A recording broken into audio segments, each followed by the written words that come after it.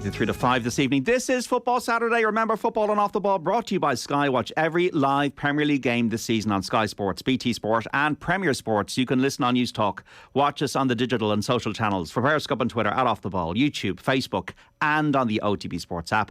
You can text us on 53106. Delighted to be joined on the line by the former Republic of Ireland defender Stephen Ward, and in studio by the broadcaster and journalist, no relation, Johnny Ward, and the sports writer with the 42, Gavin Clooney, between now and 5. Stephen, good afternoon. Great to have you on Football Saturday. Good afternoon, lads. How's things? Yeah, great to see you, Stephen, for anybody watching. And I suppose we'll probably start with Man City Wolves. It was just as City as it gets, wasn't it? Yeah, it was a tough day for Wolves.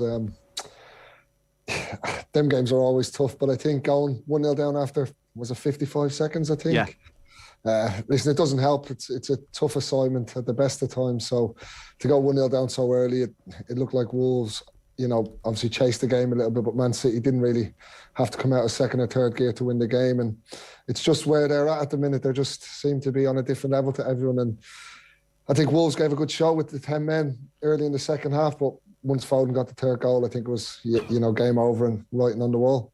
Grealish, Erling Haaland and Foden with the goals. And Nathan Collins sent off a direct red for a high challenge on Jack Grealish, Stephen. Probably can have no complaints. No, he can't, and he'd be disappointed. But, I was just watching the game and thinking about being in situations like that myself. And when you play teams like Man City, they do force you into making silly errors and stupid mistakes because you just feel so, under pressure all the time. You're trying to get a foothold in the game. And I think that's all it was. It was a little rush of blood to the head from Nathan, wanted to try win the ball, maybe make a strong tackle of intent, and he just completely mistimed it. And, with the sort of laws of the game now, he can have no complaints. But, he's had a great start. I've been out to Wolves a few times and watched him, and he's been outstanding. So it'll be a big disappointment for him and a big loss to Wolves now if he's suspended for a couple of games. He looked distraught, lads, didn't he? Just watching it back, shades of Macedonia, I think. The only thing, it was kind of junk time in the game. Wolves have 3 goals this season. They were never coming back at 2-0 down. They'll probably never come back when the goal score went in so early. And I guess, JD, it's a learning curve for Nathan Collins in what's been a really exciting ephemeral career. There was a moment early on where he danced around 2 or 3 City players outside his own box, and that's the bit I remember, not the rash tackle. I don't know what you think of. Yeah, it was an absolute shocker, and he did look so distraught. Sorry, we just have to just check the mic there, Gavin. Just 1 sec. So, Stephen, it was one of these things with Nathan that he just looked distraught afterwards, but he's not a dirty player. It's just one of those things. He just rash tackle, got sent off. Yeah, not at all. He's a great lad, and he's a bit like that. He wears his heart on his sleeve, and it will have hurt him. You could tell. I think it took him a long time to walk off the pitch. You could tell by his body language he was very disappointed and very upset. But I think he's had an unbelievable rise over the last few years, and when you get little setbacks like this, he'll come back stronger and learn from it. But it was a tough game for him and the whole of the Wolves team, to be honest with you. Erling Haaland is just there's no words, Stephen. It's just unbelievable, this guy. I know, it's actually hard to put into words how good he's been since he's come in. And what I like watching about him, and what I like is his mannerisms and his temperament. Never seems to get frustrated. I've played with many strikers who, if they don't touch the ball within a game, they end up coming deep. They go into areas where they can affect the game just to feel like they're involved. But just seems like he's not even bothered. I think there was a lot of media coverage about how little he's been touching the ball in games. But I think, like he said himself in his interview in the week, he'd prefer to have 5 touches and score a couple of goals than have 25 touches and not score. So he's a real centre forward. He's just taken Man City to another level. And, I think with the supply line he has, it just looks like there's no stopping him this season, especially in the league. It'll be interesting to see if it changes their fortunes in the Champions League. But I think when it comes to the league, at the minute, they just look unstoppable to me. You look at Collins for the first goal where he's desperately trying to, keep his arms around Haaland, and it doesn't matter. And then for the second goal, he wasn't actually running at Haaland, but he's just so athletic, JD, that even the second goal was quite direct, and there was nothing particularly flashy about it. It was a kind of a reasonably good strike on his bad foot. But he's the type of player that, you could get a 9 out of 10 performance against him, marking him, and he could score 2 goals. It's actually so exciting to see this. It's appointment viewing, I find. It is. Even when the game is like junk time, and it was junk time after the sending off, it was junk time 2-0. What's Haaland going to do? Deeply instrumental in the second goal. And I think what's really important in his development for City is that Kevin De Bruyne is back to his best, because it just took him a little bit of time last season post-injury. Gavin? Haaland is absolutely frightening, isn't he? I mean, it's almost... everything is so efficient about him. Like, you go... And I think this is the legacy of kind of Messi and Ronaldo. Like, everything was pared back. Everything was efficient just to score goals. Whereas, like, the great players of a previous era, Maradona, especially Ronaldinho, actually, there was kind of a style for style's sake. Whereas Haaland just looks like a machine built to score goals. Like, everything is so efficient about his movement. It's been spectacular in the sense that so many of the goals have been unspectacular. Like, there's so many of the goals have been scored inside the 6-yard box. That was his first goal outside of the box. He took 3 touches. It was like, oh. Yeah, it was his first goal outside the box. Was it in over a year, I think? That's that. Okay, because he obviously has that in his locker. There's the amazing strike against PSG in the Champions League that made that great. I just remember it for the sound it made as it hit the back of the net. I think that might have been just before things shut down for the pandemic. But it's just that efficiency. It takes me back to the first goal that he scored in the Premier League this season. I think it was against West Ham away, or maybe it was the second goal. And the ball's put in behind, and he just does everything so efficiently. He arcs his run and opens his body up as he's running. For a first-time finish with his left foot into the far corner. From a De Bruyne pass. Yeah. And like usually you'd see players would take one touch there and then open their body and score. Whereas Haaland can do all this while he's moving and just minimise the number of touches he needs. He's absolutely frightening, and he looks totally unplayable. Would you like to mark him, Stephen? No, not at all. No, and just to go back on a few of the points, I completely agree with what the lads are saying there. But you just feel like he's built for the Premier League. You know, a lot of the players that come from, European leagues, or they come from South America, it takes them a while to adapt. And he just he has that frame, that size, strength, pace. He just looks like he was born to play in the Premier League, and I think that's the reason he's just fit in so well. And yeah, he's efficient. He's a goal scorer. He just wants to score goals. And, I like the way he is with his teammates. There doesn't seem to be any ego at all. I think, no. I actually watched him live, luckily enough. I've gone to see him live. Against who, Stephen? I took my son down to the Aston Villa game when they played Aston Villa. Yeah, 1-1 draw, yeah. Yeah, and he scored, but he could have scored 4 in the game. But like that, he just looks like he puts fear into the defenders every time he's around that box, or he's holding players off. It's the physical side of the Premier League just doesn't affect him one bit, and it was actually nice to watch him. And actually, when you're there, we were looking in the warm-up, and you just think, like, he's absolutely massive. He's huge. He's a bit like Ronaldo-esque in that way. You probably don't realise how big Ronaldo is till you see him in the flesh, and he's a similar size. And listen, it's a scary thought of how good he is and how good Man City were before him, and they're just proving it again with him. What age is your son? He's 11. So it's 11. Just like, son, just watch what Erling does for 90 minutes and do that. I think it was more like, Dad, can you get me tickets to watch Haaland? I was okay. I wasn't trying to give him any less. He doesn't listen to me anyway. You'd swear I'd never kicked the ball in my life when I try to give him advice. So brilliant. There's no point in me saying that to him at the best of times. Do you know the way? If you do look at players, and even the first goal was very simple, JD. It was just like De Bruyne picks up the ball in a bit of space. Foden back heel. That's the thing. But it's the space is made, and De Bruyne has a simple sort of. Well, again, he makes it look simple. The thing about Haaland though is his athleticism is so ridiculous that I mean. You can't really teach anything about him, because he just has pace, extreme strength, an absolute nightmare to mark. Because if you try to push up and leave any space in behind, he doesn't need to do much. He's just going to outpace you, and he's very physical as well. And he's, dare I say it, if he were a horse, he's probably at the start of his 3-year-old campaign as a flat 22 years of age. He's just getting going. He's a beautiful monster.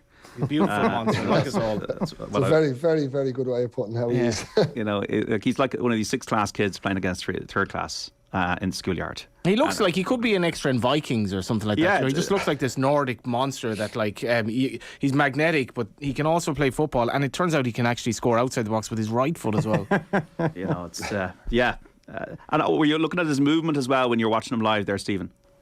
Yeah, and that's one thing. He's never stops moving, and I think you can see from some of his goals, as simple as they look, if you actually strip it back a bit and look at where he starts, he moves once, he does double moves in the box, and great strikers know where the ball's going to land, and I think that's the most important thing. He seems to be in the right place at the right time, but going back to I think it was his goal against Crystal Palace when he was played. I think Gundogan played him through the middle, and he just showed that strength to hold off their centre half and slide it in the corner. And you don't see many strikers nowadays with the ability to do, have that strength and have that composure. And yeah, it's a scary thought. And I know it was a joy to watch him. And yeah, he looks like he's only going to get better and better with the players that are around him.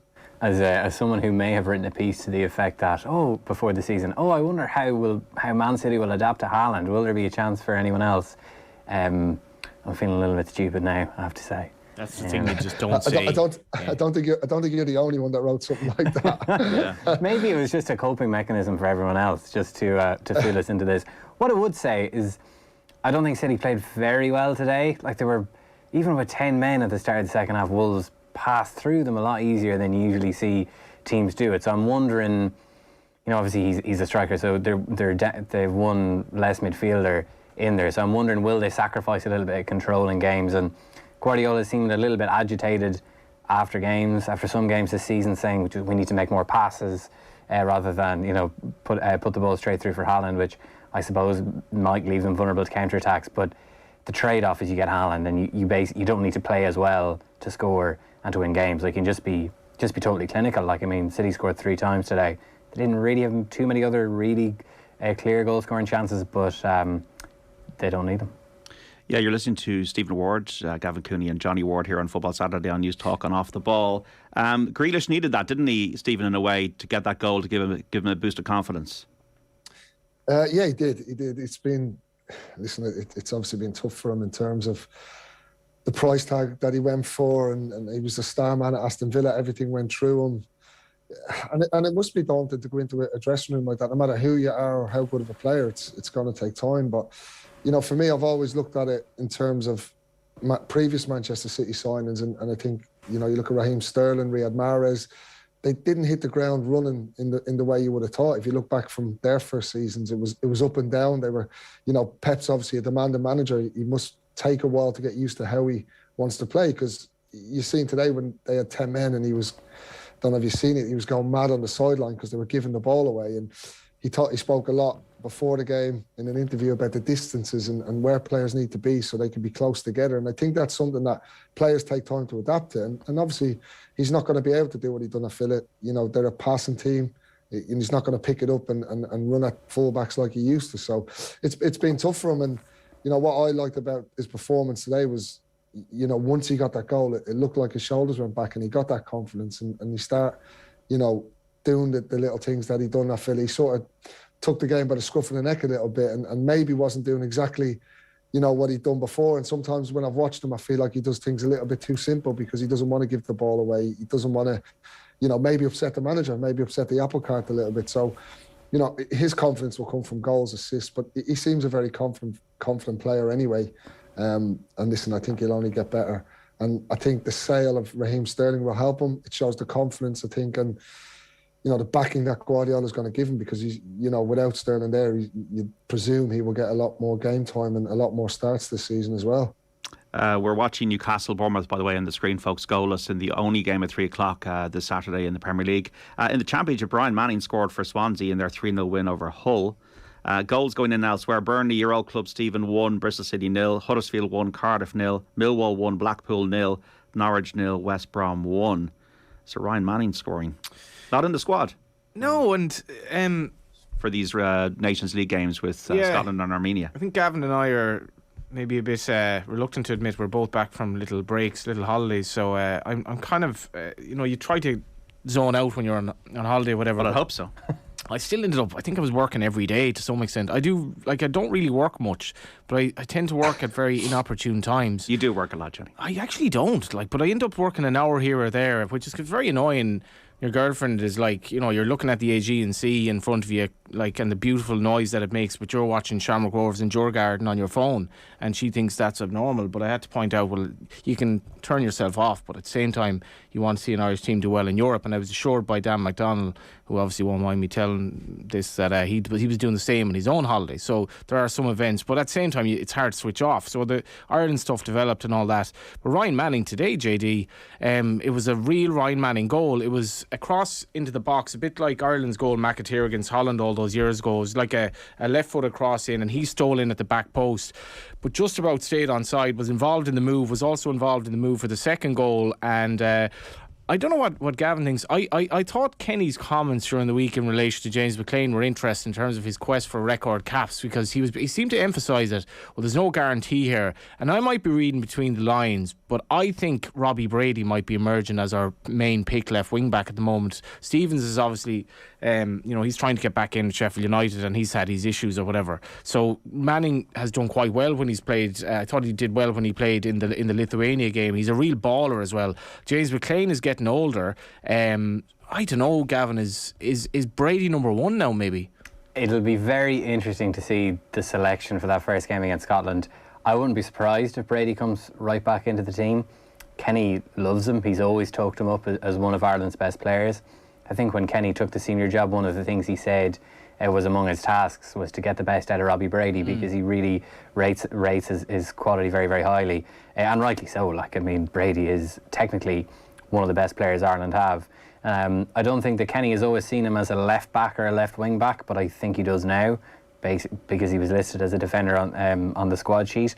So I wouldn't be at all surprised if Brady comes right back into the team. I don't think he's played for Ireland since March of last year, so he's been away for a while. Kenny has kept him in and around the squad when he can. I know he came in to train in the September window last year, I think, when he was still without a club before he signed for Bournemouth. So I wouldn't be surprised at all. He's been playing at left wing back for Preston, has been playing pretty well in one of the most bizarre teams in the Championship. I mean, all of their games this season have finished either 0-0, 1-0, 0-1 or 1-1. Like Arsenal in the old days. I think, I might be wrong here, but Preston have both the best defensive record and the worst attacking record for the start of a season that anyone's had, which is absolutely bizarre. But Brady at left wing back has been doing pretty well, and he drifts inside as well and can cause problems closer to the middle of the field, because he's played in those positions before, and Kenny likes his wing backs to do that. So I'd love to get Stephen's thoughts on it as well, but I wouldn't be at all surprised if Brady was right back into the starting team. Stephen? Yeah, I completely agree. I think from a personal note, I just think it's great to see Robbie back. I know sort of the ups and downs he's had over the last season and a half, coming back from niggly injuries here and there, and then it was tough, I think, from last year not playing and coming out in the squad. So for me, I think it's been a fantastic move, and like you said, he's been playing at a really high standard for Preston. I know, speaking to some of the lads there, that they're so impressed with how he's been in the game. And for me, what Robbie always gives us is that quality, but that set piece quality, which is massive. I know Conor Houran's got a great left foot. He's not always not always a starter. He starts the odd game and comes on off the bench. So I think getting someone like Robbie back in the squad and having that option to maybe playing from the start, which could be a real possibility, gives us a real chance of scoring from a set piece situation with his delivery. So for me, I'm just really happy for him. I spoke to him the other day, just sent him a text to congratulate him back in the squad, and he's delighted to be back in. So it's great to see him back fully fit, fully playing, and proving the quality that he's always had. Because for me, I completely agree, one of the most talented players that could be in that squad, definitely. That's a very, very important point as well about set pieces, because I don't think Conor Houran's going to be a regular for Ireland. He's brilliant at set pieces. So to have a left-footed player of Brady's quality, and if you augment that then with, I think, James McLean does divide opinion in many respects, which I think is a little bit unfair, because his attitude for Ireland has been so good. But for me, over the years, his crossing has been such a letdown at times, a serious letdown, and there's no way he has the quality from wide positions that Robbie Brady or arguably Ryan Manning has. And I think if you're playing three at the back, part of the reason you play three at the back is A, your centre backs can have more license to go forward, but B, they can cover your fullback a lot more, and we've three extremely good centre backs wherever we play. So the attacking aspect is going to be really important, and I haven't seen Preston this season, but Robbie Brady's qualities are probably the best of the four. I completely agree with that. And I think the one thing, I think you're right about James. I think James probably doesn't get the credit and the service he's given to the national team. And for me, with James as well, James can be a starter with his energy and how he can affect the game. But also, James is someone who I think is great when he comes off the bench, because sometimes with the way we play, and if the game isn't going our way and we're finding it quite difficult to maybe break teams down, I think his energy and his enthusiasm when he does come on, I think he affects the game. So, you can look at it either way.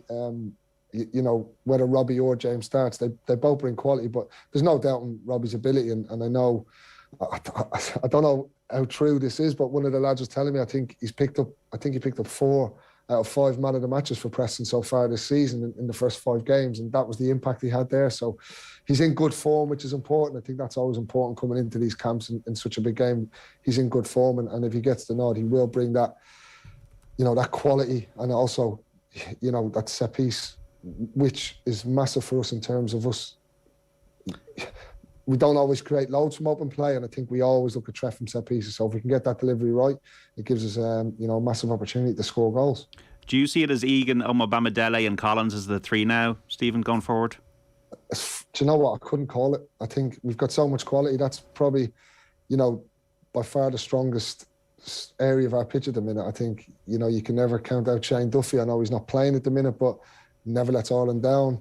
But the 3 lads you've just mentioned are having strong seasons. They've been brilliant in a green shirt. So I think it's a real positive for Stephen Kenny. He's got so many options, and especially in them areas, I think the wide areas and the 3 at the back, it's really strong competition. And you obviously still got Seamus, who albeit is not playing, is a great character around, and he's the type of lad that wouldn't have to play for 6 months, and you could bring him in, and he could be the best player on the pitch. So it's great to have them options. It'll be really interesting to see how he goes. Obviously, the last game when we played Scotland at home, we just overran them with energy, on the ball, off the ball. So they'll probably have a different game plan to come up against us, and I'm sure Stephen and his team will work on a way for us to go up there away from home and get another result.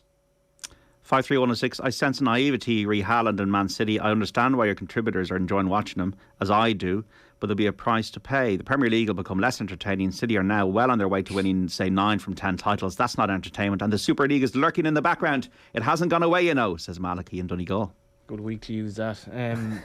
Yeah, there is that, and the other problem, Judy, is that City, as Gavin alluded to, they're not flawless. They are coughing up chances in games. They couldn't beat Villa, but dare I say, there's definitely no team in England at the moment that's good enough to challenge them. Well, it's interesting because obviously sport moves on quite quickly and we get through things. We haven't even spoken about the Haaland goal against Dortmund. That was just unbelievable. The assist from Cancelo, and then the leap in the air and leading with the foot really high and then putting it into the net.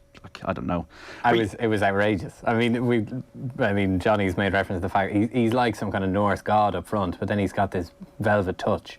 He strikes me as a guy who got his growth spurt really late. So he was a small footballer, so he had to learn all the technical skills you need to survive as a smaller footballer, and then all of a sudden sprouted to be looking down on everyone. So, but I do agree, Liverpool's resistance, I think that's the right word for it in the last few seasons, has been magnificent and has fooled us into thinking that the Premier League isn't the kind of monopoly that, Germany, France, let's not say Spain or Italy for the moment. Italy used to be under Juventus in Juventus' pomp, but City are totally dominant, and that texture has pointed out the number of league titles that they're on course to win, and this is undoubtedly their era.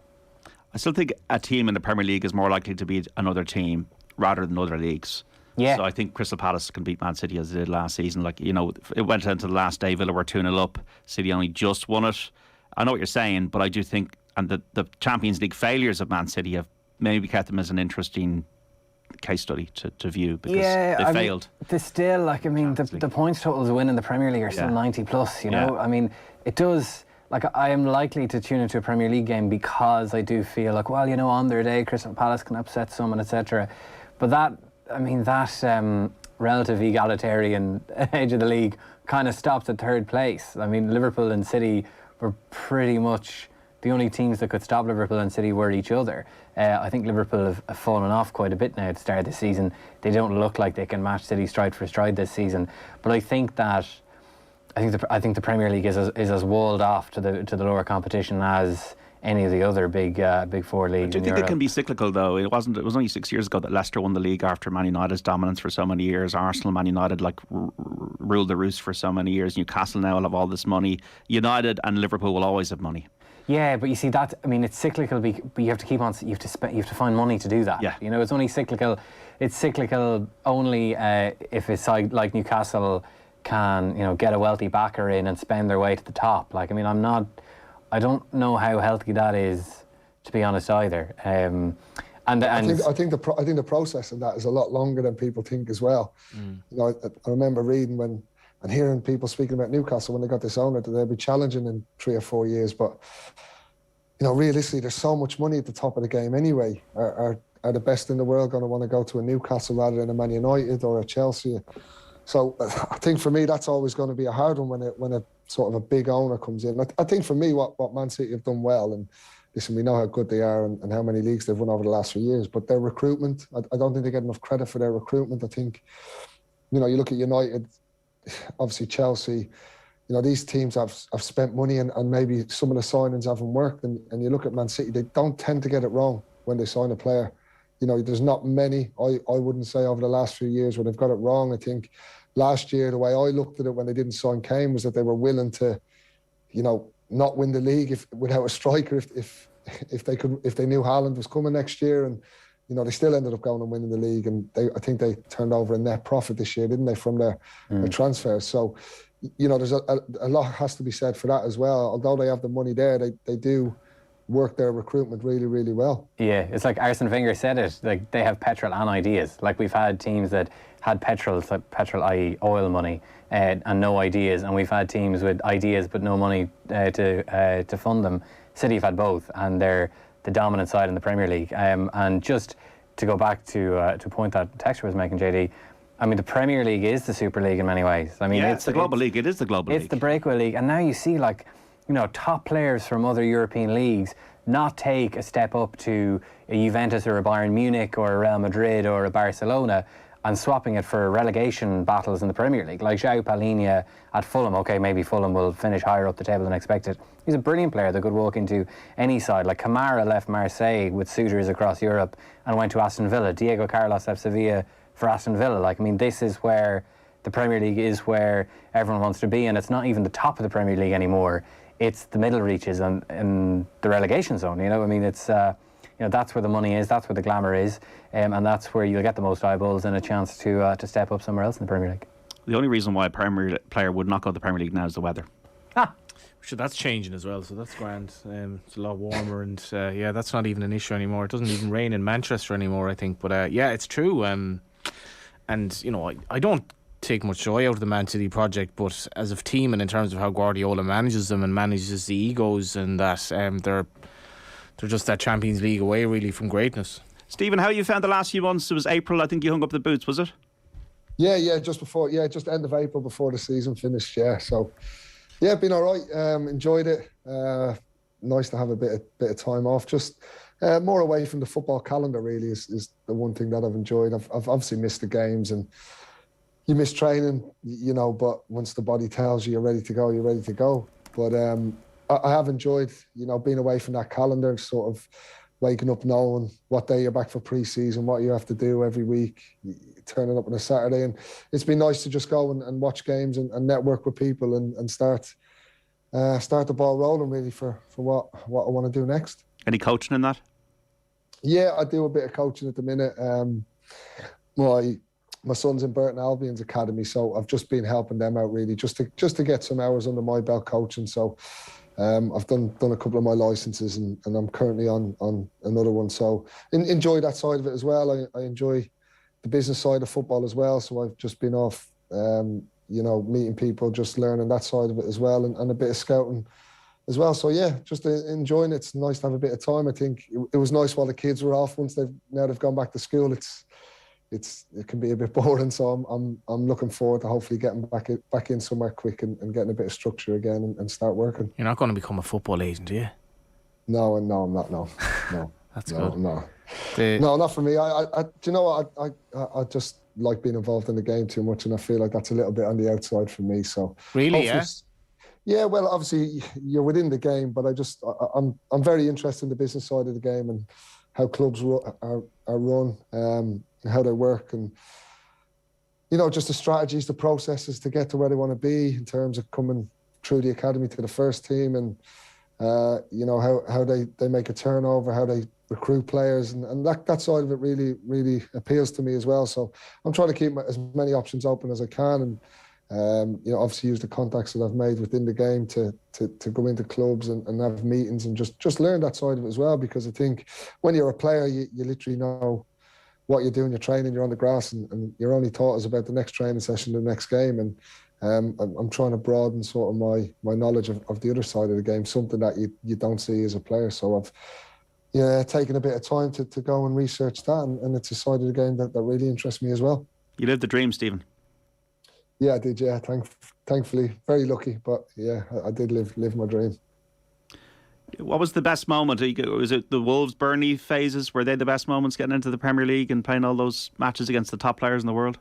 Yeah, of course. I think obviously the Premier League's the pinnacle, and playing for your country, they're the bits you probably don't appreciate when you're in the moment, but once you come out of it, you realise sort of what you've achieved and how lucky you've been to achieve that. So yeah, the Wolves and Burnley were very similar sort of squads, very similar managers in terms of how they went about their business, how they were as people.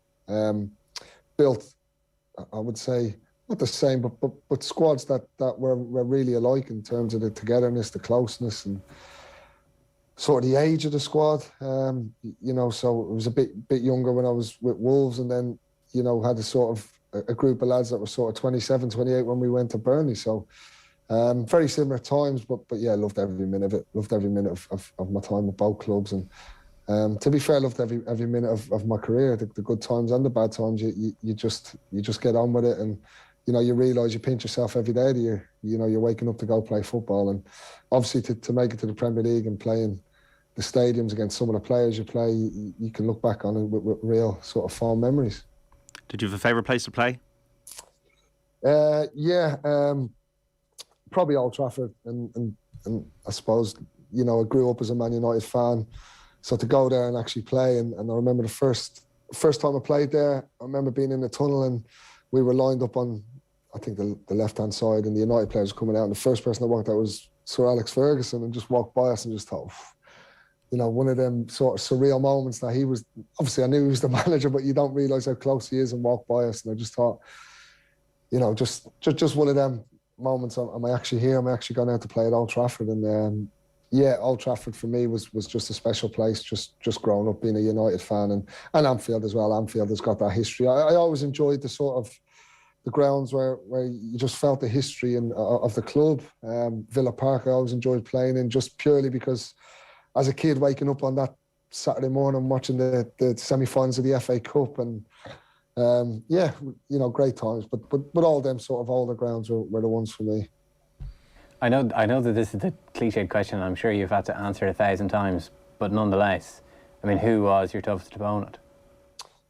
Do you know, I've answered this so many times, and I always give the same answer. People look back at me thinking, that's a strange answer. But actually, you know, you get to play against so many great players, and they can hurt your team in so many different ways. But I tried to look at it from a point of view of who actually was up against me sort of as a right winger, rather than, you know, maybe a Kevin De Bruyne or a Aguero or something like that. So for me, the one that I always found really difficult was actually Willian from Chelsea. Right. When he was at Chelsea, when he was flying at Chelsea. Yeah, he was so hard working, and he was quick, but he never gave you a second on the ball. And then when he had it, he had this, he was so sharp, he'd just take a touch out of his feet and had no backlift. So it was really difficult to try actually block across, because he literally, as you're lifting your foot to block the cross, the ball was already gone. And I always found that difficult. He never actually, didn't always take you on 1v1. He would just touch and try whip it in early, and without you actually getting the chance to make up the ground. So he was one that I always thought was tough. And Salah obviously was tough to play against, but I always found it a bit of a help that he was left-footed playing on the right, and he tended to go inside. So I used to try pass him on to a centre midfielder. But yeah, I always say Willian, and I get some strange reactions. But yeah, I think in a 1v1 situation, I always found him to be a really good player. Stephen Ward, Johnny Ward and Gavin Cooney on Football Saturday here on Off the Ball and News Talk. Wolves 0, Manchester City 3 is the result. Newcastle 0, Bournemouth 0, a latest score. In the Championship it finished Swansea 3, Hull 0. Birmingham 0, Coventry 0 is latest. Also latest scores: Burnley 1, Bristol City 1, Huddersfield 1, Cardiff 0, Luton 0, Blackburn 0, Millwall 1, Blackpool 1, Norwich 0, West Brom 1, Preston 0, Sheffield United 0, QPR 0, Stoke 0, and Watford 1, Sunderland 0, and Wigan 0, Reading 0. And Scotland in the Premiership: Hibernian 0, Aberdeen 1 is the latest. It is Rangers 1, Dundee United 0. Goalless between St Johnstone and Ross County. And Livingston 1, Kilmarnock 0 in Scotland. Full-time: Leinster 33, Zebra 29 in the United Rugby Championship. So closer than people would have thought in that match. That is in Italy this afternoon. Also at the moment, Munster trailing Cardiff by 5 points to 3. We're back after this. Off the Ball brought to you by Sky. Watch Premier League, Women's Super League, EFL, Scottish Premiership and much more live on Sky Sports. You can listen on News Talk, watch us on the digital and social channels. For Periscope and Twitter, at Off the Ball, YouTube, Facebook and on the OTB Sports app. You can text us 53106 and tweet us at Off the Ball. Newcastle on the attack against Bournemouth here in the only 3 o'clock game. They've just hit the woodwork. So likely that they're probably going to break the deadlock if a goal is going to be scored. Joined on the line by the Republic of Ireland international, former now Stephen Ward, also Wolves and Burnley Premier League player, the broadcaster and journalist Johnny Ward in studio as well with the sports writer of the 42, Gavin Cooney, between now and 5. 50 Ireland caps, Stephen. What was your favourite day? Was there a favourite moment on those 50 caps? I'd say my favourite moment was the Italy game in Rio. Probably the favourite moment of my career, to be honest with you. Just the whole day, the result, just everything about it really. I think up against it, trying to win a game to qualify through the group was just one of them games I'll never forget. And obviously a moment in the game, obviously when Robbie scored, is something that'll, probably the most happiest I was in my career, I think, when that went in. But yeah, great. Listen, every time he pulled on that shirt, it was an absolute honour. I think from the first one I made in the Carling Nations Cup, never even dreamt that I'd get one. So to get 50 was brilliant. And I think everything about the trip to France was just unforgettable, really. And unfortunately, we ended up going out to France. But even in that game, I felt like we gave a good account of ourselves against a top quality team. And brilliant. Enjoyed it all. What was the dressing room like after the Italy game? Crazy. It was brilliant. It was brilliant. It was, I think we ended up, we had about 2.5 hours on the bus to get back to our base after the game. So as you can tell, everyone there was a bit of a sing song. Everyone was delirious, and it was brilliant. One of the best moments in terms of coming in after a game and knowing that we'd got out of the group and beating Italy, such a strong nation, 1-0. And I think what was really significant about it was, I think it was as far as I remember, it was the last group game of the whole group stage, our group was the last one on. So I know the teams had to wait to see our result to see if the best third place had qualified and so forth. So it was sort of like all eyes were on that game to see the result. And obviously we went and won the game. And unfortunately, that meant we had such a quick turnaround to the France game because we were the last ones in the group. But, felt like we gave a really good account of ourselves against France and just came up a little bit short. How did it how did it go wrong for Ireland after that, do you think? Because that was, I suppose, the high point of that regime. It's difficult to say, really. I think with us, we've always been a country and a team that's sort of punched above our weight. And I think for years we've done it. And there was always maybe going to be that time where that cycle ended and there was going to be a bit of a lull. And I think now Stephen Kenny's come in and he's rebuilding a new era, really, is the way I see it. And obviously it's took him a while to get his sort of philosophy across and sort of get his squad probably the way he wanted it to look. So, I have to say, after working with Stephen at the Bohemians and knowing him from, he actually gave me my debut in league football for Bows years and years ago. So, I'm delighted to see how it's going for him at the minute. And I think, it's a real credit to him that even at the start when it was difficult and the games weren't going maybe the way they were, he stuck to the way he believed football should be played. And I think at the minute when you go and watch Ireland, you see a great brand of football, and I can only see the team getting better because, I've watched a lot of the players this, last sort of season or so. I've seen a few of them play live this year, and you can just see them getting better and better and maturing as players. And I think there's a big future ahead for a lot of them. it should be a long-term project then, in your view. Well, I think we had such success for, you know, in terms of the Robbie Keane era and players coming through qualifying for tournaments. Obviously, then you know, you lose a player like Robbie, and you know it's not easy to replace. I think you look at where Robbie stands in terms of the international goal scorers. It's unbelievable what he does. I don't think people, you know, he does get the credit, but I just don't. He doesn't get enough credit, though. That is right. Yeah, it's a strange one. I don't understand that, to be honest. I just think, you know, to do for a country like a small nation like ourselves, to score the goals that he did, to play at the clubs he did, and do it on an international scene. You know, people say international football is the top of the tree, you know, and he done it on a consistent basis. So to lose a player like that, it was always going to be a period where it was going to be difficult for us to maybe compete the way that we did over the years that we had Robbie. So there has been a bit of a lull, and it's been difficult, but now I see it as, you know, a process. There's got to be a longer process now. You know, you look at, people always compare us to sort of Wales and Scotland that they are, and it took them a long time to get to where they want to be or qualify for a major tournament. We've been lucky enough that we've done it, you know, on a few more occasions. So, you know, for me, it was always going to be a long process, and people had to have a bit of a longer vision with it. And I think Stephen now is reaping the benefits of having that time to build his squad, to build his philosophy, you know, to get his players playing the way he wants to play. And listen, ideally, you know, we were lucky enough, you know, earlier in my year and so forth, that we had a lot more players playing in the Premier League, but that's just getting so difficult at the minute with the influx of, you know, the transfer market, the money that's been spent. And like you said, people want to come and play in the Premier League because the money is where it is, and that's just the reality of it. So, you know, the reality for us is that we probably won't have that many players playing in the Premier League, you know, as many as we would have wanted. But I think there is signs, and over the last sort of year or so, the signs that the team is really coming together. They're really enjoyable to watch. And yeah, hopefully now coming into the next campaign where the qualifying for the next Euros, I think that'll be massive for us. Is the Championship good enough as a level to have a successful international football team?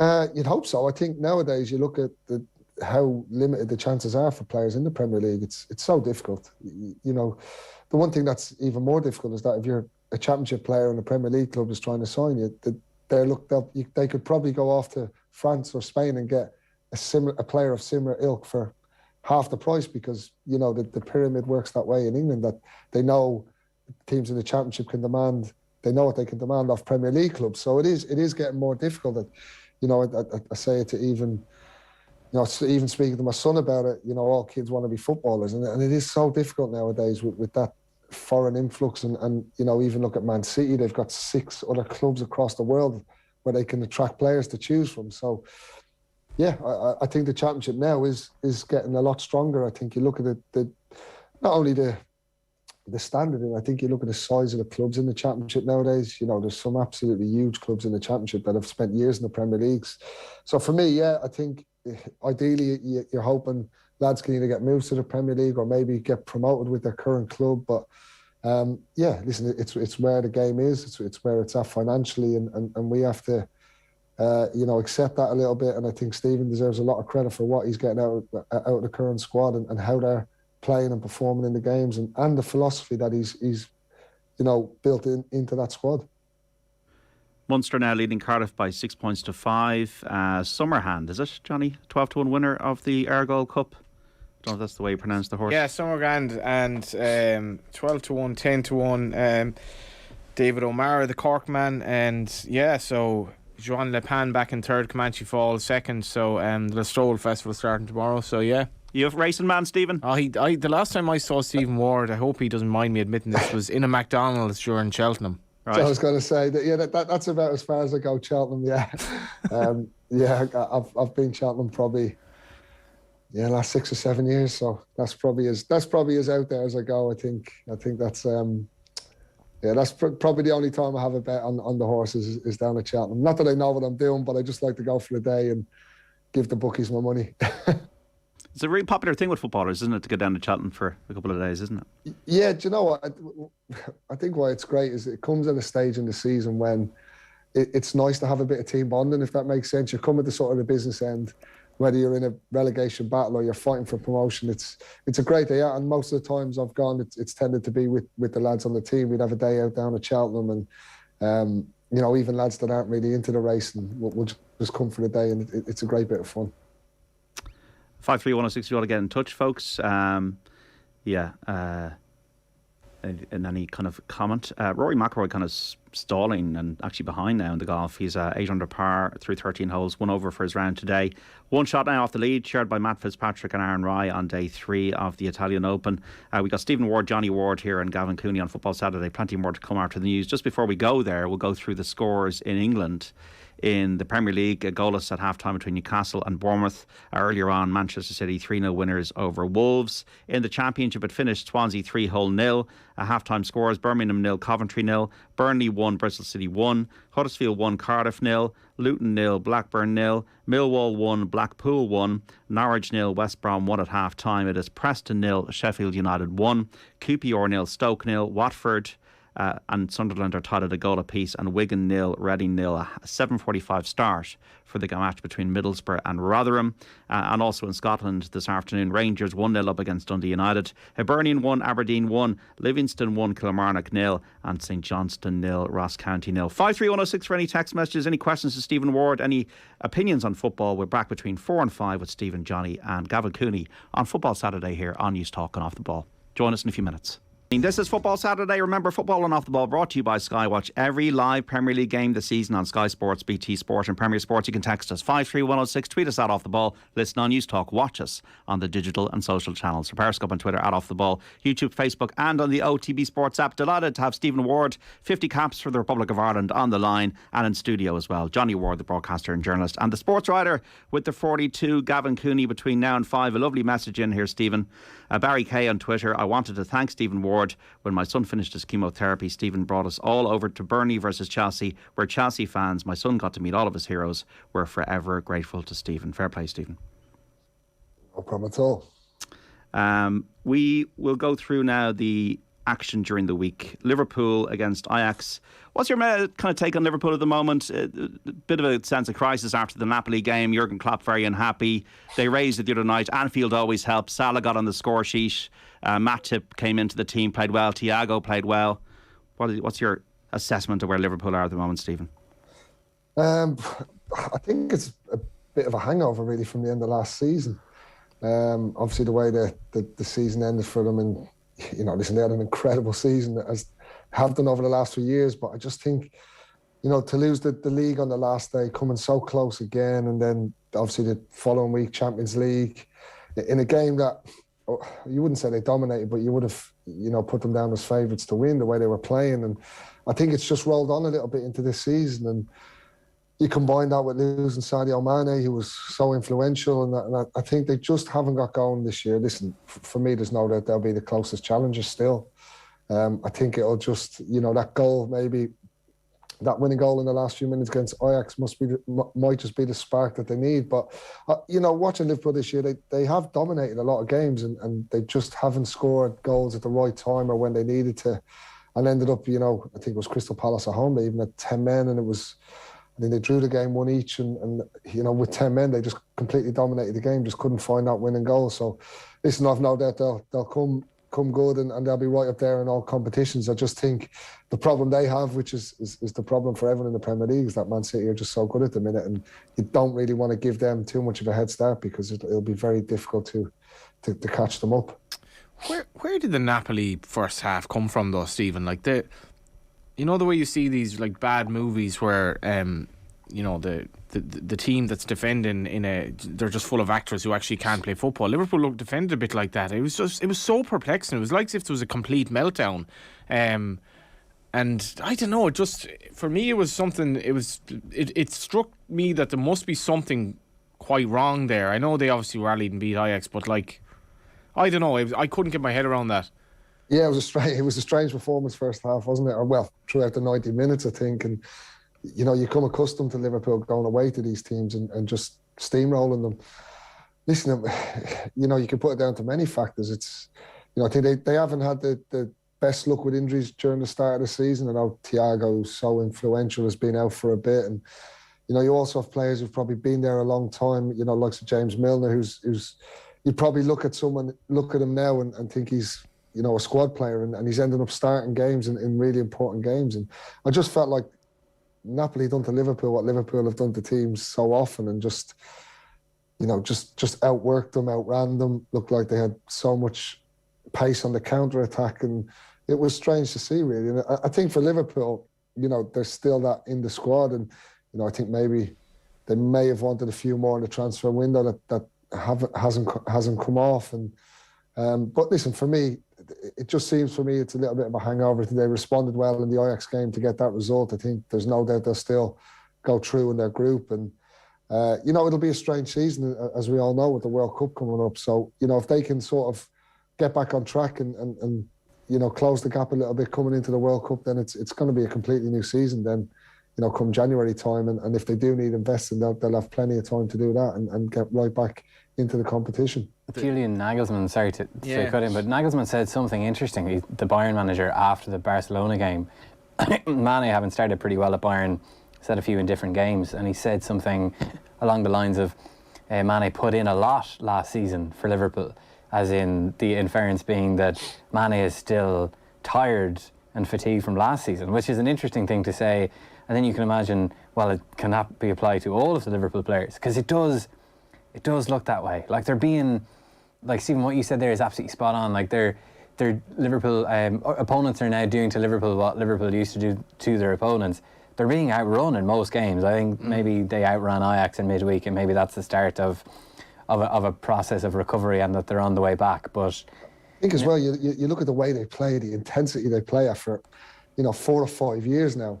You know, Man City are intense, but with the ball, you know, they sort of suffocate you on the ball. Liverpool were just high energy constantly, you know, running in behind, closing down from the front. And, you know, I think if you don't have that influx of players maybe coming in just to re-energise Tottenham had people, that problem under Pochettino. Yeah, you know, I'm not saying, listen, they're highly fit athletes, you know, at the top of their game, but you know, it can be maybe hard to sustain that constantly. And maybe, you know, after giving so much last year, I think was it a stat that they played in every game possible last year in terms of all the, you know, they got to every final they could possibly get to, played every game in the league. So, you know, they literally played in every fixture they could have played in last year. It's going to take its toll, and I feel like it's just a little bit of a hangover. Maybe lads are still just trying to find their right form. You know, to start, because bear in mind they don't get as much time off as they used to. The league started earlier this year, so they would have been back in pre-season, you know, a little bit earlier after having the internationals, and you know, maybe they just needed them, you know, first couple of weeks of the season to find their legs again and find their form. But you know, I think moments like that at Anfield, scoring in the last minute, the reaction of the crowd, you know, that'll give them a lift that they need. And you know, I'm sure that game's off this weekend, and they'll go away international break, and I'm sure once they come back from that, you know, you'll see a different Liverpool. I think the cancellation of games for the Royal, because of the Queen's death, it's just a further sign of how far removed the people who run the game are in terms of demands on players and how difficult it is. Like, it's so difficult, and you know, no wonder Klopp is just shaking his head at this. Well, it's obviously this North's All-Star game, all this nonsense coming out as well from the Chelsea owner. Yeah, absolutely. I mean, the less said about that, the better, I think. But you know, I guess Stephen will know this. If you're a couple of % off collectively at that level, you suddenly start getting found out. And I do wonder about Virgil van Dijk as well. I think he's spoken about this himself. Like, when his air of invincibility is definitely gone at the moment. I'm not sure is he going to get it back. But if he's not, like, he's just not the player he was. And when you take him out of the equation to an extent, I think Liverpool just don't look the team that they were. I definitely feel Thiago is going to be a big help, JD. Midfield's been an issue, but got to stay fit though. Got to stay fit, which he probably won't. I don't know what you think of Van Dijk, Stephen. It just, I mean, his injury was horrific. He just doesn't seem to have that. He doesn't seem to have that presence or maybe body language of the player that he was.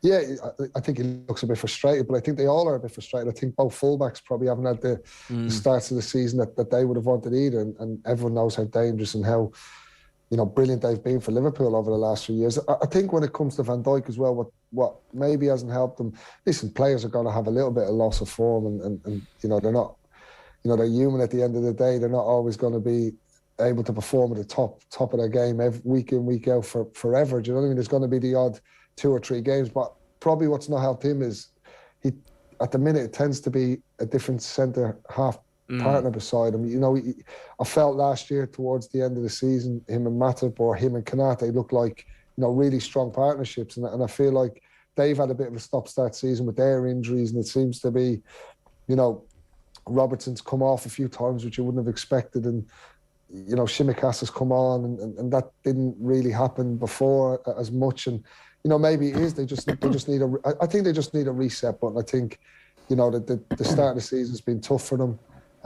I think, like I said, to play in every fixture last year, you know, you look at some teams that might go out with the Carling Cup or the Carabao Cup early or the FA Cup. You know, they literally played in every game possible, and you know, the demands for them to perform at that level for I think it works out about 60 games, is it? 60 games. I think they play in 60 odd games. So, you know, the off season was a lot shorter. They're back in there now, and you know, I feel like this couple of weeks now, with obviously the games being cancelled, you know, international break coming up, you know, it wouldn't surprise me to see maybe the Liverpool players not maybe playing as many minutes in the upcoming games.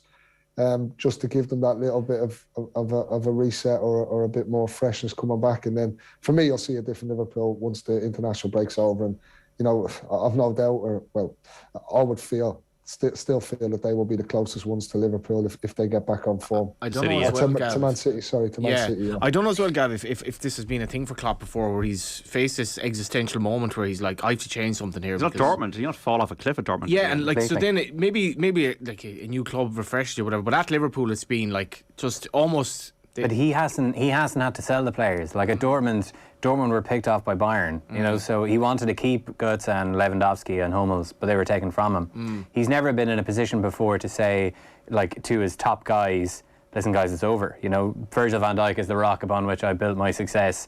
At some point, because Klopp's going to be there till 2026 now, at some point he's going to have to tell Van Dijk, that's enough. You know, he's going to have to tell Henderson, that's enough. He's going to have to tell Milner. He's going to have to tell Salah maybe at some point as well. Like, that's a really interesting, because he demands such loyalty, but he seems like a very loyal coach. He's very loyal to his players. He's never had to turn around and do that. Like the famous example from Liverpool's history is Bill Shankly stayed way too loyal to his first team, and it took a couple of seasons of defeat and underperformance to realise, hang on, I need to move on from these players. So that's a really interesting dynamic, and you might say that Liverpool have already been a little bit too generous to those players, because they've now handed out relatively big long-term contracts to guys in their 30s, like Van Dijk, like Salah, like Henderson. Okay, I'm sure James Milner is not close to their highest earners, but that's a dynamic at Liverpool I don't think we were expecting to see. So are we saying that he doesn't have the same the Ferguson ruthlessness that Ferguson? Yes, I think he has to prove it. I think there is a level of ruthlessness there with him, absolutely.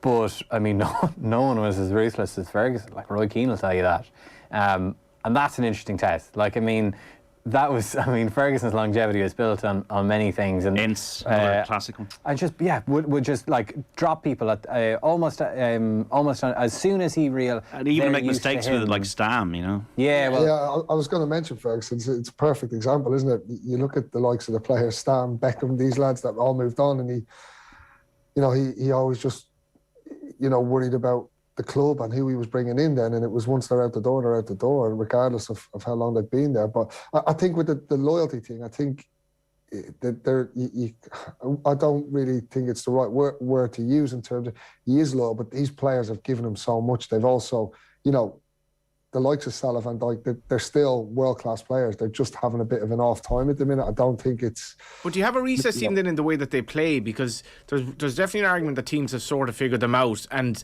Guardiola absolutely did this with City, where they're in extremely intense pressing. Like, he levelled back on that. I think it was kind of during the pandemic, where he realised that, listen, we have to just change this a little bit, because just to actually get through the season a bit.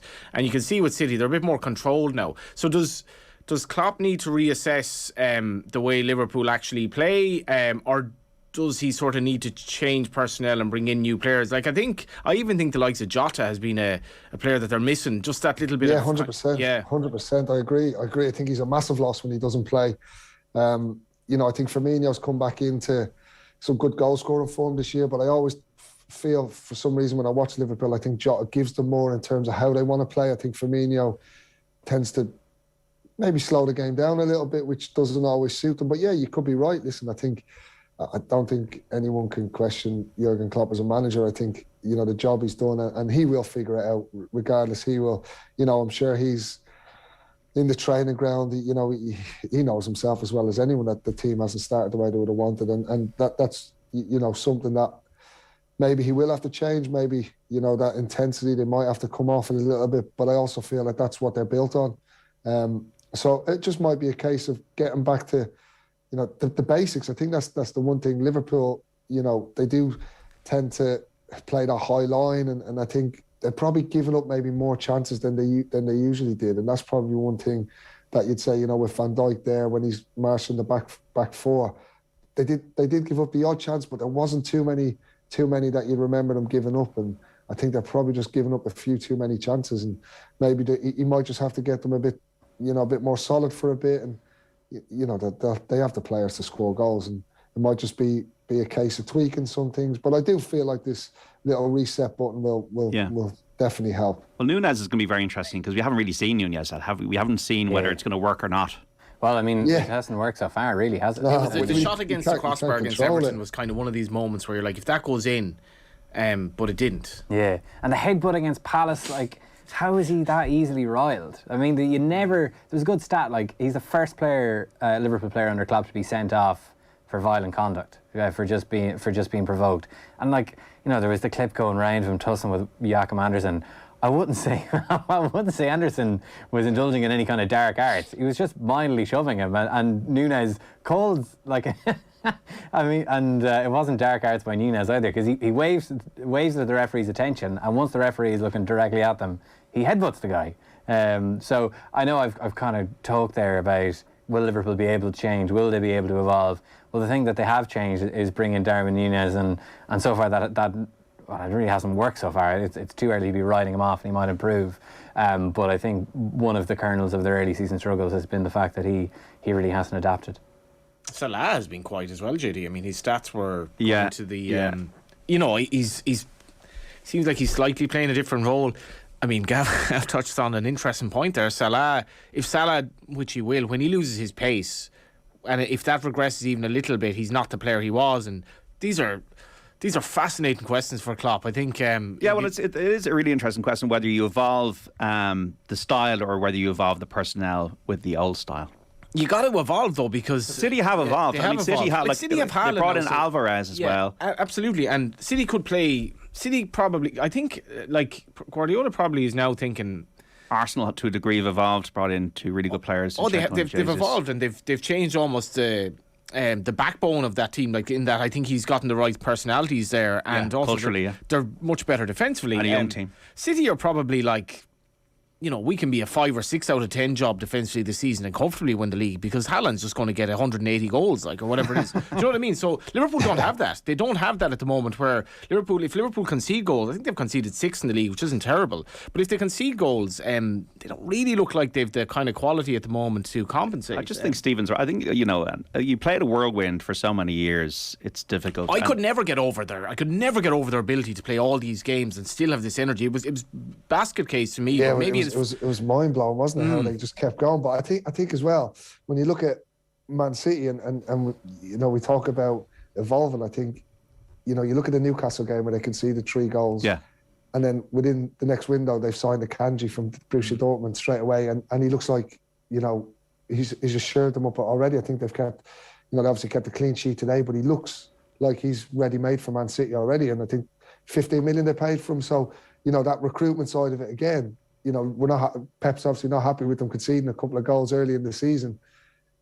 Drop points at Newcastle, a new player comes in and not obviously breaking their structure or going too mad in how they sign. So I feel probably privately Klopp would have wanted a couple more in within the summer, and Liverpool work a little bit differently to other clubs in terms of finances, and he's always honest enough to accept that and come out and sort of knows, what he's working with, and I do think privately he would have maybe thought, right, we gave it absolutely everything last year. We got to all the finals. We just missed out on the league. We, losing Mane. I know they got Diaz in the January, who's been a revelation, but I think he might have just wanted maybe one or two more just to maybe, seeing Haaland coming in just to compete a bit more with Man City. Not to say that they won't get close to them, but I think privately, without coming out in front of the media, he will be looking going, we'd maybe just be one or two, fresh faces short. 53106 folks, Liverpool fans, you got a view on what we're saying here about them. Stephen Ward, Johnny Ward and Gavin Cooney here on Football Saturday. Man United, Erik ten Hag seems like he knows what he's doing. Would you agree, Stephen? Yeah, he does. I think, obviously, chalk and cheese since the first couple of games of the season. And, for me, looking at it, I think the players are buying a bit more into what he's wanting to do. I think starting the season, obviously, you want to start off well. Didn't go great the first couple of games. I think the Brentford game was obviously a disaster for Man United as a team. But I think the reaction since then, and I think what's good about it is they've sort of found a way to play, if that makes sense. He obviously wants the pressing game, and I'm sure he'd want Man United to have more of the ball. But they've surrendered the ball in a lot of the games and played on the counter-attack because that seems to be working for them. And I think the likes of Sancho, Rashford have had strong pre-seasons and taken that form now into the last couple of games. So yeah, listen, it looks like it's turning around. I still think that they will be better. They will get better. But like I said, these things take time. It's never a quick fix. You think people look at 3 or 4 weeks in pre-season and think it's going to change exactly how they play, or they're going to come back as this new team. It's not, but the signs are really good now. They look like a much stronger unit, and I think throughout the season, he looks like he's got a philosophy. He looks like he knows how he wants to play the team, and you got to give him a lot of credit. To have a personality like Ronaldo there, to leave him on the bench, knowing what he can do and the goals he can score, but he doesn't fit the way he wants to play the game. And has used him more as an impact sub. So you have to credit him, for doing that. And the easy thing will be to just keep Ronaldo in the team and take the pressure off yourself. But, he's brave enough not to, and they're reaping the rewards at the minute. When a new manager starts at one of these super clubs, they're often defined at the beginning by who they don't play rather than who they do play. Like you think of Guardiola dropping Joe Hart, say, for Claudio Bravo. And Ten Hag is following that template. I mean, the most important thing he's done so far has been to bench Ronaldo and Maguire. Yeah. They look a completely different team just because they have more legs in the team. And it's I agree with Stephen there that it's admirable the level of strength that Ten Hag has shown to drop Ronaldo and make those decisions. Big moment, JD, in the Park. Philip Billing has scored for Bournemouth away to Newcastle. Oh, wow. 1-0. He's got top billing. Bournemouth have been excellent here. I mean, Newcastle hit the post in the first half, but they've kept them fairly quiet and have looked reasonably dangerous on the break. And as you say, JD, subject to VAR, but this looks a nice smash and grab for a team that not so long ago obviously shipped 9 at Anfield. Terrible jerseys, though. Oh, it's shocking. The other troubling news for this is that the Brazilian goalkeeper Neto seems to have played very well in Mark Travers' absence. I mean, Travers seems to have carried the can for the 9-0. Yeah, he has, hasn't he? That's going to be fine. He has, yeah. And wrongly so, I think. I mean, the only mistakes, you would maybe blame him for 1 of the 9 goals, 2 if you're being slightly harsh. But he's carried the can for it. And, troublingly from an Irish point of view, the Brazilian replacement has done well so far. I don't even know what colour I'd call that Bournemouth jersey, to be honest. Yeah, I don't think it's that bad. Is it? Is it kind of a purple or it's a light blue? Powder blue. Light blue, no? Yeah. You'll have to describe it to me, lads, because I'm looking at a blank screen. It's all right, okay. You're nice and comfy in the studio watching a game of football. The Dutch jersey was brought out this week for the World Cup, and it's almost like an amber colour. It's a disgrace. It's amazing. Like, I didn't know you could get a Dutch jersey wrong. Yeah. Did you swap many jerseys in your career, Stephen? Any? Do you frame them, put them up on the wall or anything?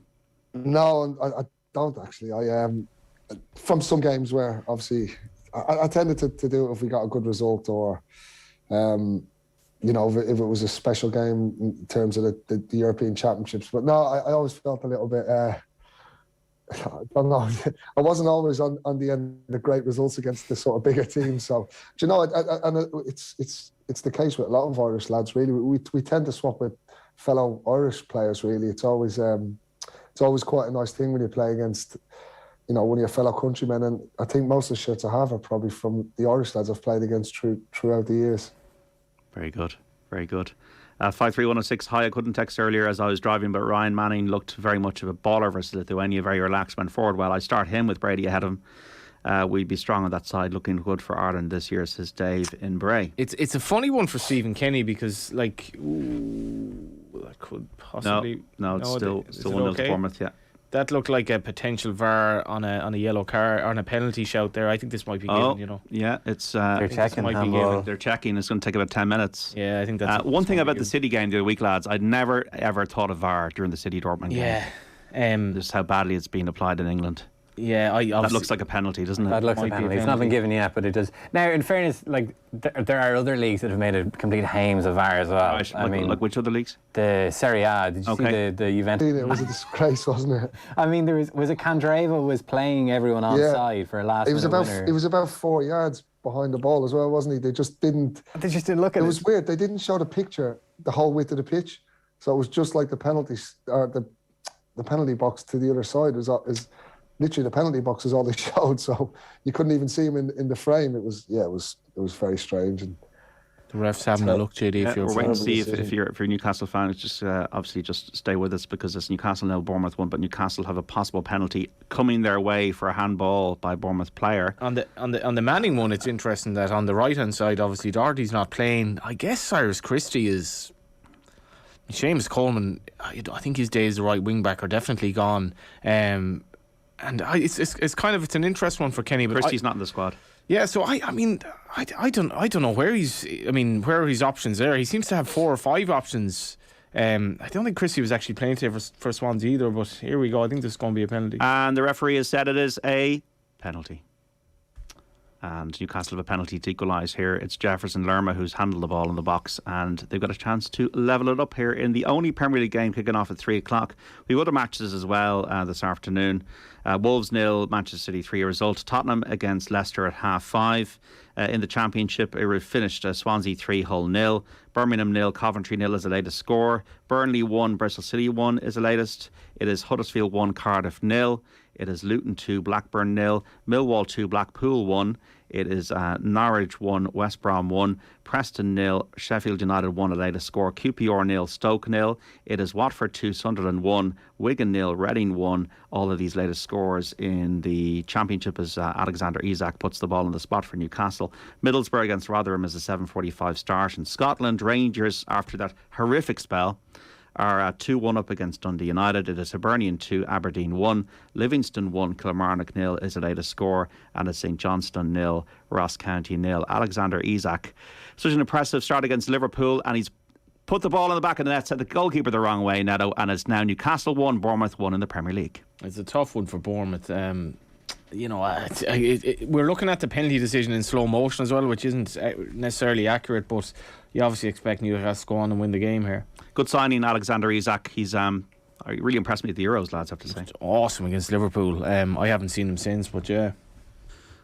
Yeah. What about Chelsea then, Stephen Ward? Graham Potter fits the part in terms of a long-term project, but this is a higher level now. He's got to deliver not only for the owner that's put faith in him, but the fans, because they were chanting Thomas Tuchel's name the other night. Yeah, I don't know what you lads thought, but it was a bit of a shock, wasn't it, when they actually sacked the manager, considering what he'd done in 18 months there. But yeah, listen, I think for me, I think the strange thing is the sort of plaudits Graham Potter was getting at Brighton, and then suddenly he was linked with the Chelsea job, and people were like, "Oh, is it the right job for him?" But for me, it's the next step in his career. He completely deserves a chance to go and manage one of these teams, because what he's done at Brighton is phenomenal. I spoke to a few lads that have worked under him and said he's outstanding. A friend of mine's on the staff with him, right. Bruno, who I played with at Brighton for a season. He's on the staff with him and got to Chelsea with him, and he talks so highly of him. And I think, listen, if managers like that can't do such a good job at Brighton and not be worthy of getting this job, yes, of course, it's a different level. You don't have as much time. There's a lot more demand. But I feel he deserves his chance, and I think he'll do well there. I think, the way he had Brighton playing and how he set them up was, they're a really, really good side to watch. And I think going there with the quality of player he has, I think he will get Chelsea flying again. And It'll just be one of them. Will he have the time to do it? You know, he'll have to hit the ground running like all managers do. But yeah, I think he completely deserves his chance, and you know, I'm looking forward actually to seeing how they develop under him. I'd worry what the Tuchel sacking says about the people that Potter is working for now. Absolutely. I think that Then again, their guy in the LA Dodgers has been there 6-7 years. Yeah, but not I exactly mean, comparable. I don't know. Like, I don't really follow baseball, so that's an interesting angle that I haven't really considered. But at the same point, like Todd Bowley gave Thomas Tuchel more money than any other manager got in the world during the summer. He seemingly put him in charge of transfer strategy, or definitely gave him more of a say in transfer strategy than any coach really has anymore, and then sacked him a week after the window closed. It's super strange. And I know that the lines coming out from Chelsea afterwards was, you know, there was tension there, and, you know, Thomas didn't really buy into our long-term plan. But, like, what long-term plan? I mean, they've not been there for long enough to show a long-term plan. Like, they signed Aubameyang seemingly because he worked with Tuchel before, and, you know, I mean, to then kind of put stuff out blaming Tuchel for and attributing tensions with Tuchel because he flip-flopped on recruitment strategy. Recruitment strategy is not his job, and the fact that it was his job is a bit of an indictment of Todd Bowley and the new Chelsea ownership. Like, it's like complaining that the air hostess did a bad job of landing the plane. Like, it's not his job, and it reflects poorly on you if you put him in charge of it. So, I mean, Potter, really highly rated coach. Can't wait to see how he does. Always really enjoyed watching his Brighton teams. They would have finished so much higher up the table and had more success if he had a reliable goal scorer, which he will have at Chelsea. So it's going to be fascinating.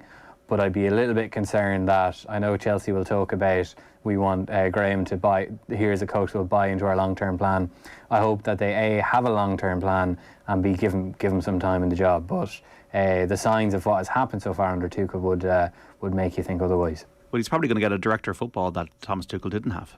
Yeah, and it seems like he might have a say in who that director of football is, which again is putting the manager in charge of the recruitment strategy, which is a bold decision that, you know, would have been the staple of English football in the 1980s and early 1990s. But the game is too unwieldy now for that to be the case. So I don't know. I think Tuchel was a bit harshly dealt with, I have to say, and you know, like, the next top manager to lose his job, Tuchel will be the favourite to replace him because he's an outstanding coach. You know, you could argue maybe his sides don't score enough goals to compete in leagues where, you know, sides are coached by Klopp and Guardiola. But I think Tuchel is a fantastic coach, and I think Chelsea.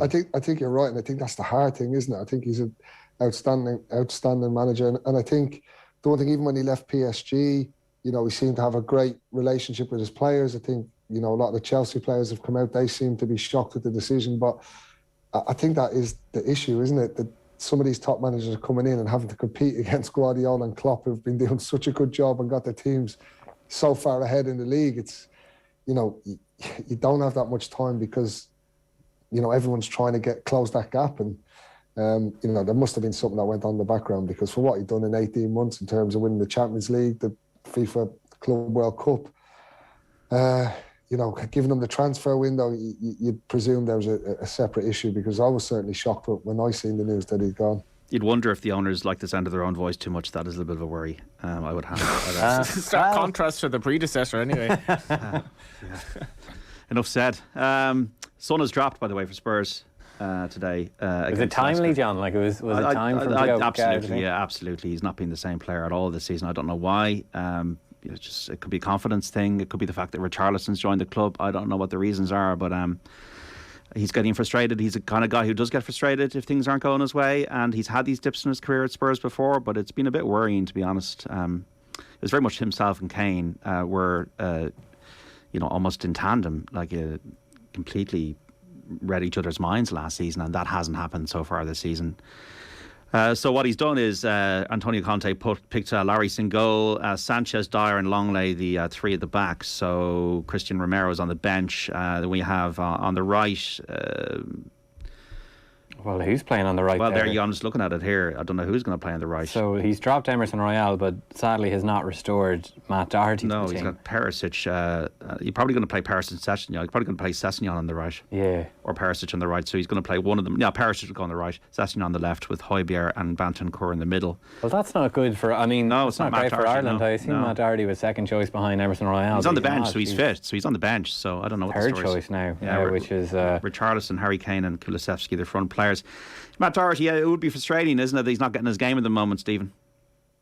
Yeah, it is. And I think he's been a bit unlucky. I think he had an injury or two, didn't he, during the pre-season, which never helps because, as much as, the manager will have known and will have wanted to come back and have a strong pre-season and really lay down a marker to try get in the team. So, that's been a bit frustrating for him. And listen, Spurs have started well, and I think, there seems to be a bit of fluidity in the wing backs that he's been picking. So yeah, he's had to bide his time, and obviously disappointing for him today. I think if Emerson Royal wasn't playing, I would have hoped to see Matt in there. But I think that Perisic has played wing back for Inter Milan on the right and the left. So obviously the manager knows him quite well, and yeah, disappointing for him. But listen, I think it's one of them.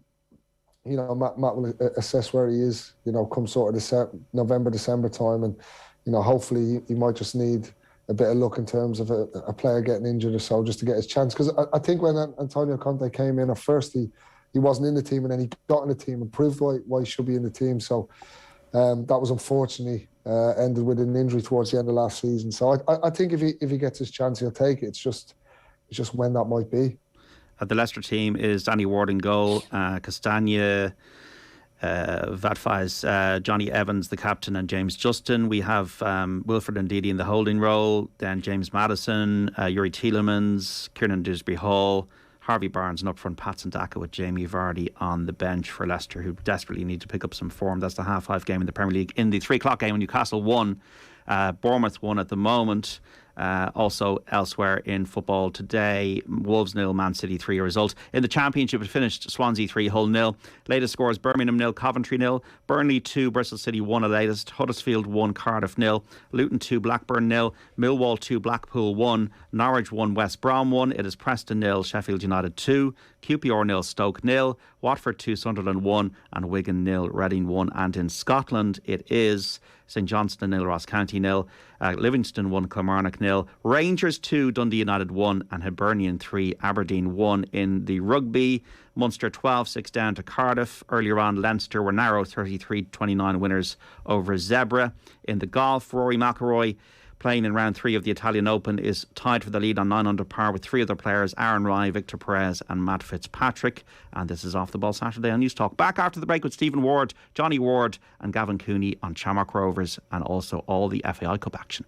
The Ball Saturday on News Talk. John Duggan with you through to 5. Now, Women's Golf and OTB is in association with KPMG, proudly supporting women in sport. Leona Maguire missed the cut of the Portland Classic overnight. The Cavan woman shooting a second round 73, not enough to keep her in the field for the weekend. She shot an opening 75 on Thursday at the Columbia Edgewater Country Club, and at the halfway point was 4 over par for the tournament and 4 shots outside the cut mark. Germany's Esther Henseleit hit an 864 yesterday to tie the American Lilia Vu for the second round lead on 10 under par. At the moment, Rory McIlroy tied for the lead on... No, he's just dropped a shot. Back to 8 under par with 1 hole to go of his third round of the Italian Open.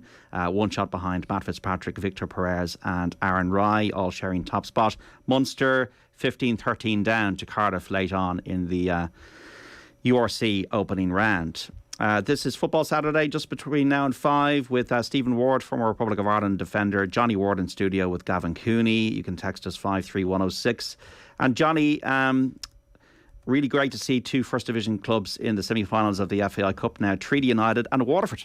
Mad stuff, JD. Yeah, I think most of us of a certain vintage remember St Francis as a non-league team getting to the final 1990. in the early 90s and slayed by Bray Wanderers. But I suppose a little bit like the big leagues around Europe, there's been a big concentration of the top teams, and the non-league teams in the Cup now find it really difficult. They're kind of out of season. I don't think they even scored a goal against non-league opposition this year. But I did feel that Watford against Dundalk was the proverbial PBS, the potential banana skin, because Dundalk have been coughing up a lot of goals in the league. Watford have money behind them. The Fleetwood owner has come in, Andy Pilley. They've opened up a kind of a new fan zone, big crowds at their games, but they've good players. They beat Pats away already in the Cup, scored 3 in the first half. It wasn't a massive shock, but the quality of the Waterford goal is nearly 4,000 there. And Treaty United, it was obviously a fledgling club in its second year with a lot of ex-Galway United players put together on a shoestring by Tommy Barrett, hammering UCD. And Treaty, imagine if Treaty play Waterford in the semi-final, there'll be a first division team in the Cup final, which is almost unheard of these days. And we have tomorrow Shamrock Rovers, Derry and Shelbourne Bows. That'll be appetising. Yeah. So Shells and Bows, is effectively the season is down to this for them. They're not going to do anything else otherwise. Wardy's old club, Bows, got rid of Keith Long. Probably a bit controversial. They got a bounce by beating Shamrock Rovers, and then obviously lost in Derry last week. Shelbourne, the Damien Duff project, it's going to be a totally sold out Tolka, great crowd there. Obviously Shamrock Rovers and Derry is fascinating. I looked at the betting during the week. Derry are fairly strong favourites, and the obvious premise that the bookies reckon Shamrock Rovers are going to be tired because they were in Belgium during the week, where I think we'll talk about this maybe. I mean, too open. Were they too open in that game for me? Like, you're going away from home. You got to be a little bit pragmatic. Like, I don't know, Gavin. The second goal, they had 2 players on the 6-yard box. Why don't when you're 1-0 down, you need to be actually hitting it long. Rovers did this against Milan. I remember being at the game, and they sort of played short on the kickouts, and they got away with it. But if you go through some of their games in Europe, they've gotten away with losing the ball in these areas a lot. I don't remember Shamrock Rovers ever getting a goal from their own kickout. So if they're not going to, like, what are the pros and cons of what you're doing here? Now, on one level, it's a philosophy like Stephen Kenny and Gavin Bazunu in Faro, where you're like, this is the way we play, and we do this over and over and over, and we're good at it. On the other level, Shamrock Rovers are so inferior to Gent that I'm thinking that the reward versus the risk here is literally just go long. And I know Gaffney was struggling up front. He was isolated from a struggling midfield, lacking pace and unable to get up with him. He's not the quickest himself. So Rovers, when they went long, they were coughing up the ball. But for Dan Cleary to be taking on a player in his own box from 6 yards, I just think go long. And in fairness, even Bradley said afterwards, I'm going to take the blame for that. But for me, Shamrock Rovers, on the one level, they've produced great performances at home in Europe. They've gotten great wins, albeit in games that were effectively over. They've badly let themselves down on their travels in some respects over the last 12, 14 months. And I think they do need to look at that because they're giving up far too many soft goals. I don't know what you think, Gavin. Yeah, it was similar. They gave up a very soft goal in the final minute against away to... was it Ludogorets, wasn't it? That yeah, the 3-0. The 3-0 when was it Lee Grice took that short free kick up the line and gave it away. That was a bad goal, all right, to concede that second goal. But at the same time, I don't think that they should just be knocking it along because these teams are going to press you. They press because they either want to win the ball back or they want you to go long. And Rovers don't have like a 6'7" striker up there to win every aerial duel. So I can understand why they're going short. Bradley's comments afterwards were pretty good, I thought. He said that's on me and says it's not just Dan Cleary, people have to be available for the pass. Obviously in that scenario maybe go along, but I mean then there's a longer term progression thing there. What are Rovers really going to achieve by just going long all the time? Not necessarily long, though. It's more about being pragmatic. It's not passing the ball to your own. Like, I just don't. What's the risk versus reward there? There were some moments in the game where Rovers passed it quickly and made space. But what is the point of a pass short in your own box? Whereas if you lose the ball here, 9 times out of 10 you're going to concede a goal. If Dan Cleary makes a good pass and Rovers do a nice like Jack Byrne gets the ball 60 yards from goal, there's still a 33-1 to score. So I just don't see what the risk versus reward. When you're taking on players that are so much better than you, I think you have to lessen the risk of that happening. And it'll be interesting to see in the other legs. But I also think I don't know what you've been watching, Gavin. I think they need to start playing players like Neil Farrugia because there was no pace in their team the other night. Maybe apart from Andy Lyons, who's been okay in Europe. I think he's probably a bit of a marked man, and when you don't have any pace, it's causing them problems. Bring in Farrugia, maybe Farrugia. Farrugia, I think, has to start. He has legs. And I think they need to look at that because you're not going to get away with... You have good technical players in Europe, but they shouldn't be hockeyed like they were the other night 2 or 3 times in the last 4 big away games. I think, the away form is an issue. And they've often corrected it and won these return home games against Ludogorets and Ferencváros, which is maybe a slight frustration that they could have improved and played better in those away games. Farrugia was really good off the bench at home to Djurgårdens. Now I was travelling, so I didn't see the game in midweek, But you're bringing him in probably on, like Andy Lyons can't be dropped from the left, so you're probably bringing him in on the right.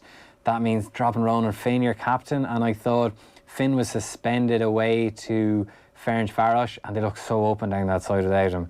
They looked really open and really vulnerable. So I think Farrugia probably a better option off the bench in those games. Maybe away, maybe you need a little bit more pace. That's what they have Aaron Green for. But yeah, I wouldn't go along with that. Stephen Ward, you keeping an eye on what's going on domestically? It's probably difficult at times when you're over. No, I do. I always keep an eye on how Bows are getting on mainly, and keep an eye on who's winning the league. But I actually watched the Rovers game the other night, and I seen some of Stephen Bradley's comments after, and I agree with him. I think, listen, they've got a philosophy there. They want to play that way and start their attacks from the goalie. And I think sometimes there is a point in that the player on the ball, they'll have worked on certain patterns where he knows where he's supposed to play the ball, but the man has to be there where they can actually, work that pattern to get past the first line of press. Listen, I think he'll know himself. Sometimes players have to take the initiative. If it's not on and it's not right, you get rid of the ball, or, when you're playing against top quality oppositions, they'll punish you. Stephen Ward, thanks so much. Brilliant stuff. Cheers, guys. Stephen Ward and Johnny and Gavin, thanks so much, lads. Thanks very much. Just very briefly, Judy, if I could just mention the Cycle for Chief, the lads cycling up from Mizen to Malin in memory of their friend Ryan O'Connor, who passed away 10 years ago. It's a great cause, and you can find them on idonate.ie/cycle for chief. Fair play, Johnny, fair play. And get behind that cause, folks, if you could. Wolves 0, Man City 3, full time. Newcastle 1, Bournemouth 1, entering the closing stages of their match in the Premier League. Spurs and Leicester kick off at 5:30 in the Championship. It finished Swansea 3, Hull 0. Latest scores: Birmingham 0, Coventry 0. Latest score: Burnley 2, Bristol City 1. Huddersfield 1, Cardiff 0. Latest score: finished Luton 2, Blackburn 0. Latest scores: Millwall 2, Blackpool 1. It is Norwich 1, West Brom 1, Preston 0, Sheffield United 2. Full time: QPR 0, Stoke 0. Latest scores: Watford 2, Sunderland 2. Latest score: Wigan 0, Reading 1. 7:45 start for Middlesbrough and Rotherham. In Scotland, Rangers beat Dundee United 2-1. Hibernian 3, Aberdeen 1 is the latest. Livingston 1, Kilmarnock 0 finished. St Johnstone 0, Ross County 0 also a full time. Munster 15-13 down to Cardiff in the URC. So that's the latest score, close to the end there. Don't forget, tomorrow, folks, we're back with Off the Ball here on Sunday. Joe Malloy in the chair, 1 to 7. Nathan Murphy and Brian Kerr bringing you commentary of the Premier League game between Everton and West Ham. That kicks off at 2:15. There's also the Sunday pay-per-view. We'll also play the best bits of Golf Weekly. Be sure to join us tomorrow for some great commentary and conversation. If you missed any of the Saturday panel on rugby debuts and the URC preview with Fiona Hayes, Mike McCarthy and Gavin Duffy, or any of OTB Football Saturday with Stephen Ward, Johnny Ward and Gavin Cooney, you can find a podcast of our content on the OTB Sports app. Be sure to listen back as well, folks, wherever you get your pods. Thanks so much for listening to us on your radio here on News Talk across the country this afternoon. We'll speak tomorrow. Bye-bye.